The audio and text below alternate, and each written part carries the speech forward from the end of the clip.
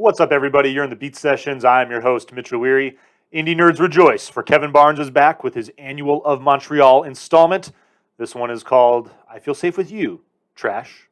And it was released on March 5th. It certainly sounds like an album title for an Of Montreal record. If you're not familiar with this outfit, it basically is Kevin Barnes' solo project, started about 25 years ago. Been a revolving door of personnel over the years, but he has been the one constant. I will say that this more than a band is a moniker for him creatively. Joking aside, 17 records in that span of time. I think the first album of Montreal put out was 1998, I believe.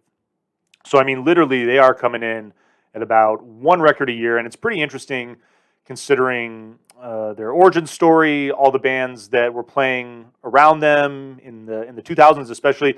They're part of this group called the Elephant Six. It was a collective of bands, amongst other included Neutral Milk Hotel, and it's really interesting to see the way I guess this genre and this group kind of exploded after the demise of Neutral Milk Hotel and the release of Aeroplane Over the Sea. I mean, which is it's arguably the quintessential record that comes, from this collective, from this group of artists.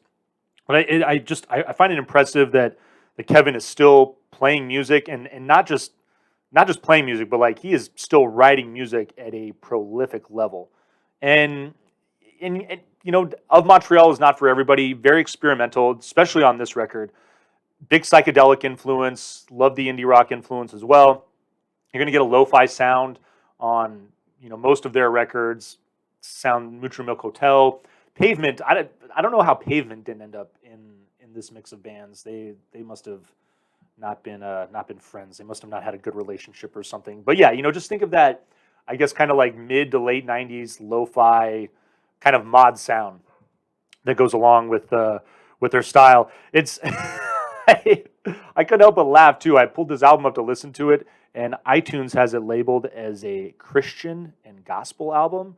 You saw the artwork when I popped up that cover. I mean, that alone is that's kind of a red flag right there as far as the gospel and Christian flag. I hope there aren't any pious individuals out there that were disappointed when they threw this on. But more so than other of Montreal records in the past, super experimental on this record. And there's a lot of songs where he really sounds like Prince a lot. Like there's a big Prince vibe on this record that I noticed, which is why I dig a lot of these songs. Really like the tracks. Now that's what I call Free Wave, pardon me. There's this really cool line that says, "Every time I look at my phone, I get brain damage," which definitely kind of gives you an idea of Barnes and his, I guess, counterculture style, which is interesting considering the number of things that he's been involved with, in particular, especially as far as music and advertisements, etc. Whatever. Fingerless Gloves is another track. You talk about that Prince element, super funky. I mean, and that song is all over the place, and it's kind of like listening to this album. It starts off with like a super heavy electronic intro, and then there's like a little metal riff, and then it gets into this, kind of psychedelic indie pop that you could, I guess, if you had to ascribe a genre title to Of Montreal, you'd give it to that. But then the song ends again with a heavy metal feel. I mean, it's almost kind of like Prince meets Iron Maiden. It's really bizarre, but it works, and I like it. Unfortunately, it's not the case with the whole record. And conceptually, I get it. Barnes records, Of Montreal records, they kind of feel like reading Faulkner. If you've ever read The Sound and the Fury or any William Faulkner at all, there's this stream of consciousness concept, which artistically, it's really cool, and I've always appreciated it. But that doesn't mean that it's not exhausting. If you've ever read The Sound and the Fury, the book starts with a chapter narrated by this character, Benji, who has a mental disability. And so his stream of consciousness is very disjointed. And the first portion of the book is very hard to follow for that reason. I know it took me probably like 3 tries before I actually was able to sit down and grind through it. And again, like, you appreciate it artistically, it's exceptional, but it doesn't mean it's not exhausting and it doesn't require a lot of effort. And I feel that way about this album. While there's a lot of good songs, there's a lot of filler on it too. And they talk about it being, there's 20 tracks. They talk about it being a double album. But as far as runtime, the expectation for an Of Montreal album to run about an hour is there in 16 previous records pretty much.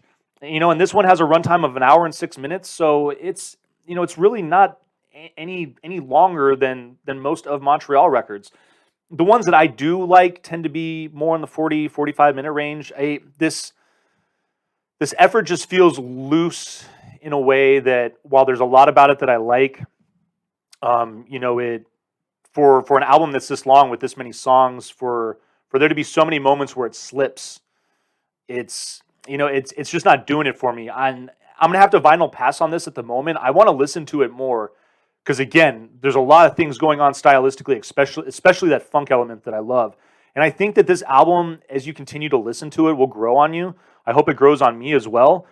No promises, but it's certainly that type of record. If you're a fan of Montreal, you're gonna love this more than likely. Again, it's really experimental, so there might be those of you who have been longtime fans of the band that might see this as a little too much. It's out there. But good for him. Good for Kevin Barnes for challenging himself, and after 17 records, continuing to do pretty remarkable things as far as his creativity and songwriting. So while I pass on this, I will say that there's a lot of positive things about it that do make worth listening to.